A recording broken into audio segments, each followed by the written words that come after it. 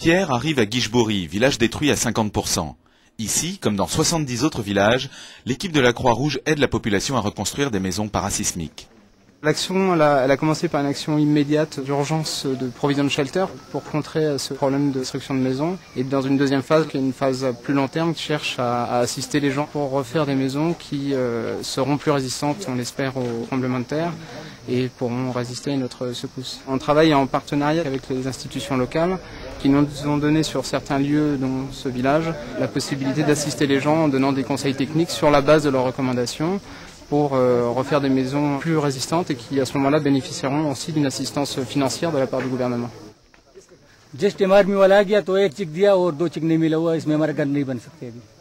C'est très dur pour lui parce que ses fonds sont absolument insuffisants pour reconstruire la maison.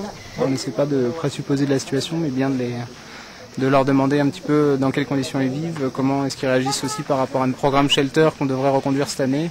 C'est important de savoir comment ils ont vécu sur l'année dernière ce programme-là pour essayer d'affiner et de faire quelque chose de mieux pour eux, pour essayer d'aller dans le sens des gens, c'est un peu notre objectif.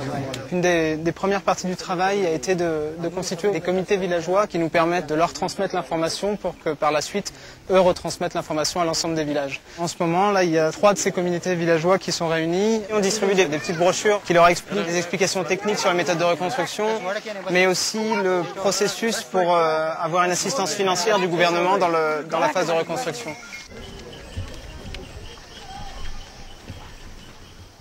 On a beaucoup de sites comme ici où les constructions ont déjà commencé et peut-être avec des techniques qui ne sont pas appropriées, avec certaines faiblesses qui sont évidentes et que nos techniciens qui sont formés par la Croix-Rouge française mais aussi par le gouvernement pour expliquer aux gens les méthodes de reconstruction. Donc ici on travaille sur un ferraillage en béton. On a affaire ici à des gens qui ne savent pas forcément lire, qui ne peuvent pas comprendre un plan ou du dessin technique.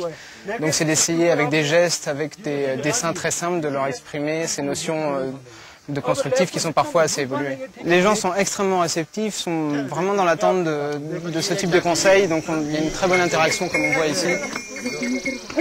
Enfin, Pierre nous montre l'importance du travail sur la qualité des matériaux pour des maisons plus résistantes. Une petite fabrique de blocs de béton qui est un des éléments des maisons locales.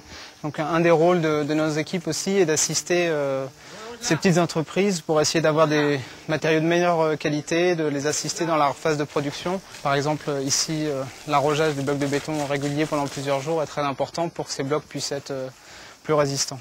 À travers ces différentes actions dans les villages, auprès des particuliers et des professionnels, la Croix-Rouge française a pour ambition d'aider à la reconstruction de plus de 3000 maisons.